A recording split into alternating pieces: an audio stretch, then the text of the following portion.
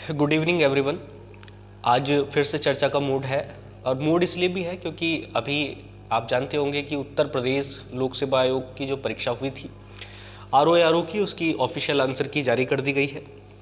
Official answer की जारी करने के बाद वैसे तो मूड ख़राब पहले ही हो गया था जब पेपर हम लोग दे करके आए थे, पेपर वन।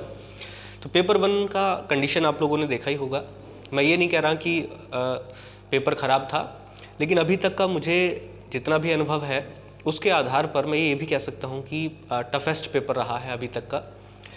और इतना सिंपल पैटर्न नहीं था जैसे कि सामान्य तौर से पिछले या प्रीवियस ईयर के पेपर्स में आता था। तो ऑफिशियल आंसर की से आप लोगों ने मैच कर लिया होगा। अब तो और भी ज़्यादा थोड़ा दिमाग आउट ऑफ कंट्रोल है, आप समझ सकते हैं। हालांकि थोड़ी बहुत जो लाज बचानी थी वो हिंदी सब्जेक्ट ने बचा ली और एक अच्छा खासा बैकअप दे दिया, वरना तो एमपी तो बन ही जाते, मतलब मट्टी पलीत तो हो ही जाती। अभी जो पीसीएस परीक्षा थी उसके तो रिज़ल्ट बिल्कुल नेगेटिव रहे मेरे लिए, कोई सिलेक्शन नहीं हुआ। और उसका रीज़न भी मैं पहले ही बता चुका था क्योंकि लोअर मेंस था 21 तारीख को। एक ही तैयारी हो सकती थी, या तो लोअर मेंस या फिर पीसीएस। यहाँ पर क्या हुआ अब आप देख सकते हैं खुद ही कि खाली तैयारी मतलब नहीं करती है, तैयारी का ही कुछ अकेला रोल नहीं होता है। आपको ये भी देखना पड़ता है कि पेपर किस स्टैंडर्ड पे या किस तरीके से आ रहा है, तभी कुछ काम हो पाता है। तो आप लोग देख सकते हैं कि मैं टोटल बता रहा हूँ आपको। एक्चुअल में मेरे जो टोटल मार्क्स हैं वो तो ऑन स्क्रीन आप लोगों ने देख ही लिए होंगे। वैसे 113 मार्क्स बैठ रहे हैं। तो क्लासीफाई करके अगर मैं बताऊं तो जो गलती हुई है वो पेपर वन में ही हुई है। पेपर वन में एक्चुअल में क्या हुआ कि मैं अटैम्प्ट ही कम कर पाया। उसके बाद जब बाहर पेपर के बाद जब बाहर आकर के काउंट किए तो देखा कि टोटल 83 सवाल हुए। टोटल 83 में आप ये समझ लीजिएगा कि तुक्के उक्के सब लगाने के बाद 83 हुए। तो ज़्यादा तुक्के लगाना सही नहीं था, इस वजह से मैंने ज़्यादा सवाल किए भी नहीं और उसमें से 20 सवाल गलत हो गए। अभी एक दो सवालों पे थोड़ा सा प्रॉब्लम है, जैसे लैंग्वेज वाला था कि 1993 में कौन सी लैंग्वेज नहीं जोड़ी गई थी, बोडो डोगरी मैथिली संथाली। उसका आंसर जो भी है अभी तो मेरे हिसाब से तो गलत ही है, लेकिन अगर वो भी सही होता है तो ये सब हो जाएगा वैसे 115 के आसपास। लेकिन पिछले जो पेपर था जिसका मेंस लिखा हम लोगों ने, उसके हिसाब से 20 नंबर का पूरा डिफरेंस देखने को मिला। पहले 133 नंबर थे, अब 113 मात्र। तो 83 टोटल सवाल किए, उसमें से 20 गलत हो गए और माइनस करने के बाद 56 के आसपास नंबर बने हैं। ओनली 56, आप अंदाज़ा लगा सकते हैं। इससे ज़्यादा मार्क्स मुझे प्राप्त हो गए हिंदी पेपर में जिसमें केवल 60 सवाल थे। 140 वाले पेपर में 60 सवाल, आप खुद समझ लीजिएगा कि 60 सवाल में हम 57 नंबर लिए हुए हैं और 140 में से मात्र 56 सवाल, 56 नंबर। तो कितना दुखद है या कितना प्रॉब्लमेटिक है आप समझ सकते हैं।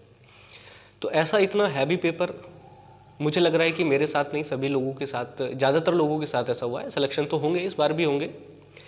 मैं जो मेरिट है वो कहाँ घूमेंगी या क्या होगा वो एक अलग बात है। तो यहाँ पे मैं कुछ चीज़ें शेयर कर रहा हूँ, कट ऑफ पे भी मैं बात कर रहा हूँ। कट ऑफ मुझे लग रही है जहाँ तक संभावना है कि देखो फ़र्क तो पड़ेगा। मैं ये नहीं कह रहा हूँ कि बिल्कुल पिछले की तरीके से ही जाने वाली है, 125, 122, 23 जो भी जा रही थी, तो इतना तो नहीं जाने वाली है। 115 से 20 के बीच में ही कहीं वैरी करेगी। और मुझे लगता भी है कि यही मामला सेफ रहेगा जनरल कैटेगरी के लिए, 115 से 20 के बीच में। ठीक है, तो बात ये नहीं है कि मैं अपने आप को कैसे रख रहा हूँ। पीसीएस में भी यही था, मार्क्स मेरे कम थोड़े से बैठ रहे थे, 81 मार्क्स, 81 सवाल थोड़े से बस क्या कहें, अब तो उस पर चर्चा ही करना बेकार है। अभी 11 तारीख का पेपर है, चर्चा तो बहुत लंबी करनी थी। 11 तारीख को इलाहाबाद हाई कोर्ट आरओ का पेपर है और 14 को एआरओ का पेपर है, अभी उनसे भी निपटना है। लेकिन कुल मिलाकर के अभी जो सिचुएशन है उसके हिसाब से लग रहा है कि लेखपाल जिंदाबाद, शायद लेखपाल ही बनना पड़ेगा। पीसीएस से चलते चलते समीक्षा अधिकारी, फिर ये फिर वो, और फाइनली जाकर के ग्रुप सी का जो कैंडिडेट है वही जाकर के पहुंचना है। हालांकि निराशावादी तो मैं नहीं हूँ, आप लोगों को भी नहीं होना चाहिए। ऐसे बहुत सारे लोग हैं जो मेरे ही कैटेगरी के लोग हैं। कैटेगरी का मतलब है कि उन लोगों का पेपर वन खराब हुआ और हिंदी ने उनको सेव करके रखा। बड़ी ड्रामेटिक सिचुएशन हुई, आप लोग देख ही सकते हैं। तो ऐसा मेरे साथ तो पहली बार ही हुआ है, लेकिन जैसा भी हुआ उसको एक्सेप्ट तो करना ही पड़ेगा। अब रही बात मुख्य परीक्षा की या मेंस की, तो मेंस की तैयारी कोई करे ना करे एक अलग बात है, लेकिन और भी जो चैलेंजेस हैं अभी सामने वो भी देखने हैं साथ में। तो अभी जिन लोगों के ठीक ठाक नंबर बैठ रहे हैं 120 प्लस, वो तो सेफ़ हैं ही, वो तो अपनी तैयारी करें। लेकिन कुछ गलतियां जो मैं अपने साथ हैं उनको बता रहा हूँ, आप लोग अगर थोड़ा सा पेशेंस रखें तो इस बात को भी समझें। जैसे जो पहली गलती हुई वो यही थी कि प्रॉपर रिवीजन नहीं हो पाया। रिवीजन ना होने का कारण ये था कि 1 तारीख को बड़े भाई साहब की मैरिज थी, जो मेरे रियल ब्रदर हैं, तो 1 तारीख तक हम लोग उसी में लगे रहे। 1 तारीख के बाद भी 1-2 दिन आना जाना, वो सब चीज़ें, पढ़ाई का बिल्कुल 20-25 दिन से कोई सिस्टम था नहीं, लेकिन फिर भी पेपर तो देना ही था, एग्ज़ाम तो देना ही था, वो सारी चीज़ें की। और उसके बाद दूसरी जो गड़बड़ हुई वो ये हुई कि जो attempt, total number of the attempted question थे वो कम किए। मुझे थोड़ी सी हिम्मत और दिखानी चाहिए थी, और हिम्मत दिखाने से होता ये कि जो मात्र 83 सवाल मैं अटैम्प्ट कर पाया वो थोड़े से बढ़ सकते थे। अगर 3 से 4 सवालों का भी थोड़ी सी बढ़ोतरी होती, 3 से 4 सवाल और बढ़ते, तो ये मैं आंकड़ा 120 का पार कर जाता, और शायद फिर ये कहना नहीं होता या ये रोना नहीं होता कि सिलेक्शन होगा कि नहीं होगा। हालांकि वेरिएशन तो बहुत है, आप ये नहीं कह सकते हैं कि जो कट ऑफ है वो 100 मतलब इतना ही जाएगी, कम भी जा सकती है, ज़्यादा भी जा सकती है। तो आपको हर परिस्थिति के लिए तैयार रहना चाहिए। और भैया जो पेपर आ रहे हैं आसपास, वो तो सब तैयार हैं ही, ऑलरेडी तैयार हैं, तो रुकने का तो कोई मतलब ही नहीं बनता, चाहे हम लोग सफल हों या ना हों। तो असफलता कोई एक ऐसी चीज़ नहीं है जो डाइजेस्ट नहीं की जा सकती है, उसको डाइजेस्ट तो करना ही चाहिए। और डाइजेस्ट करने के साथ साथ मुझे लगता है कि उसको इस तरीके से भी लेना चाहिए कि वो अगली बार हमारे साथ में फिर फन उठा करके ना खड़ी हो। बार बार फेल होना किसी चीज़ में, ये हमारी कमजोरी को ही शो करता है। और 1 बार 2 बार फेलियर में कोई दिक्कत नहीं है, ये तो ह्यूमन टेंडेंसी है कि सारे लोग वन टाइम में असफल नहीं हो सकते हैं।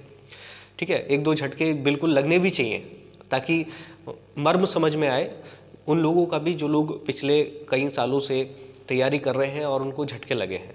जैसे अभी पेपर पैटर्न बदलने से लगा है, 1/3 की नेगेटिव मार्किंग लगने से, उससे पहले सी सेट लागू करने से, या अभी जो स्केलिंग की समस्या आ रही है उसको लेकर के, तो बहुत सारी समस्याओं से स्टूडेंट को गुजरना पड़ रहा है। अब समस्या ये है कि जो रास्ते निकल करके आ रहे हैं वो ये है कि या तो आप रेगुलर वैकेंसीज चाहिए तो यूपीएससी या फिर यूपीपीएससी के थ्रू जाएं, लेकिन हर व्यक्ति इसको नहीं कर सकता। अगर आप सोचें कि हर व्यक्ति आईएएस पीसीएस बनेगा या ऑफिसर ही बनेगा, तो ऐसे तो पॉसिबल नहीं है। अल्टीमेटली हमें क्या करना पड़ता है, ग्रुप सी की तरफ या डी की तरफ जाना ही पड़ता है, यानी कि लेखपाल एक बड़ा अपॉर्चुनिटी है बच्चों के लिए। और इस अपॉर्चुनिटी को कोई भी व्यक्ति खोना नहीं चाहता, क्योंकि जॉब सबसे ज़्यादा मस्ट है, और जॉब लेना कठिन तो हो गया है, इस बात को सभी को मानना पड़ेगा। और ऊपर से सरकार की जो लगातार प्रॉब्लम्स चल रही हैं, सरकार किसी भी वैकेंसी को ना तो पुरानी वैकेंसीज को यूपीSSC के माध्यम से पूरा कर रही है। आपको पता भी होगा कि बच्चे कल से ही धरने पर लगे हुए हैं, और आज भी धरना था, और उन्होंने अभी यूपीSSC ने भी लेखपाल का पूरा सिलेबस जारी कर दिया है, और उसमें 4 ही सेक्शन हैं, हिंदी है, मैथ्स है, आपका जीएस है, और जो ग्रामीण परिवेश है, वही सब चीज़ें करनी है। लेकिन ये चीज़ें हमें बार बार अपने रास्ते से थोड़ी सी हटाती तो हैं, लेकिन फिर भी करना तो है ही। डरने की कोई आवश्यकता नहीं है, जितना भी पॉसिबल हो सकता है, जितने दमखम के साथ हो सकता है आप लोग करें, और जल्दी से जल्दी एक जॉब लें। और उसके बाद एक दिन तो आएगा ही जब हम लोग सब मिल कर के अपना जो रूटीन है उसको चेंज करेंगे और आगे की तरफ बढ़ेंगे। रही बात आईएएस पीसीएस बनने की, तो वो थोड़ा सा रुक करके भी किया जा सकता है, कोई दिक्कत नहीं है। मध्यम वर्ग के जो परिवार के लोग हैं उनके लिए ज़्यादा समस्याएं हैं, वो एक साथ सारा चीज़ नहीं अचीव कर सकते, तो स्टेप बाय स्टेप ही सही, कोई दिक्कत नहीं है उसमें। आप एक स्टेप से दूसरे स्टेप, दूसरे से तीसरे स्टेप, और इस तरीके से आप फर्दर आगे तक चलें और ज़िंदगी को जिएं। लेकिन जो ट्विस्ट है वो आपको देखने को मिलते रहेंगे, और नया ट्विस्ट आप लोग देख सकते हैं। जो मैं बता ही रहा था कि ऐसा भी हो सकता है कि जो हाफ से भी कम है वो आपको ज़्यादा मार्क्स दिला दे, और जो इतने सारे नंबर वाला पेपर है वो आपको बिल्कुल नीचे की तरफ ला दे। तो ऐसा भी हुआ है। मैं तो अपने आप को बाहर ही मान रहा हूँ, लेकिन आप लोग जो भी मेंस के लिए तैयार हैं या जिनका भी स्कोर अच्छा खासा बैठ रहा है, उनके लिए मेरी तरफ से ऑल द बेस्ट। वो तैयारी करें और अच्छे से पहुँचें, और बाकी लोगों को भी सपोर्ट करें जो लोग अभी अपनी प्री स्टेज में है या फिर तैयारी को लगातार कर रहे हैं। तो दुखद बात थी, और बाकी आप समझ सकते हैं। चर्चा करेंगे सभी चीज़ों पर डिटेल से, लेकिन अभी 11 तारीख को पेपर दे दें और 14 तारीख को पेपर और दे दें। उसके बाद थोड़ा सा फ्री समय मिलेगा, हर चीज़ों पे जो पीछे छूट गई हैं उन पर फिर से चर्चा करेंगे एक बार, और मिलेंगे। तब तक के लिए धन्यवाद। जय हिंद।